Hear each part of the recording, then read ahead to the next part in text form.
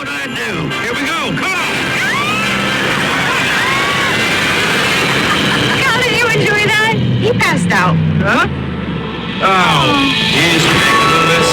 The best part of Christmas is spending time with your loved ones. Checking it twice. Which is why I'm so geeked to turn Santa into a family business. My wife Sandra to be in charge of the reindeer. Oh, yes. And I really believe that my son Cal has what it takes to be the next Santa.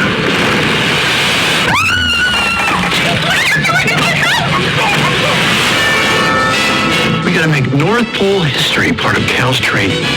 Who is Magnus Antis? The Mad Santa. Is that something for us to worry about?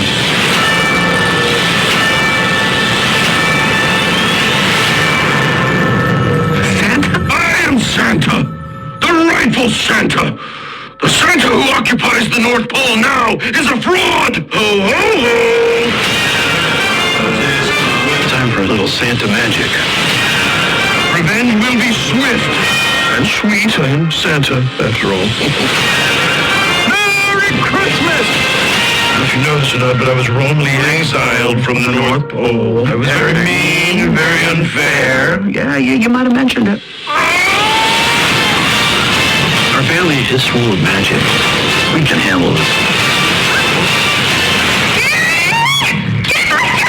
Gary, get my jetpack. Gary, find the nutcracker. Gary, stop eating pudding out of the trash.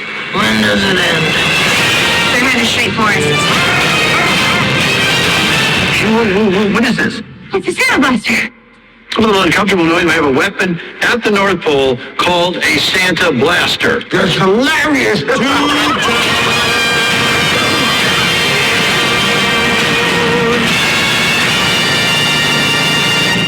And Merry Christmas to you.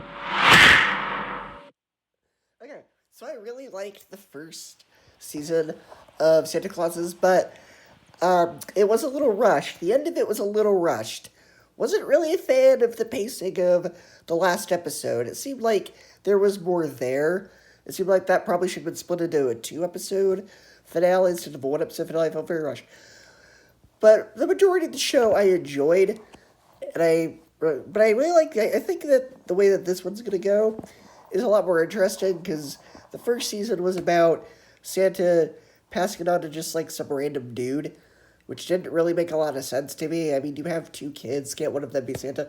So this one does look like they realized that problem, and it is gonna be about Santa passing it on to his kids, which makes sense.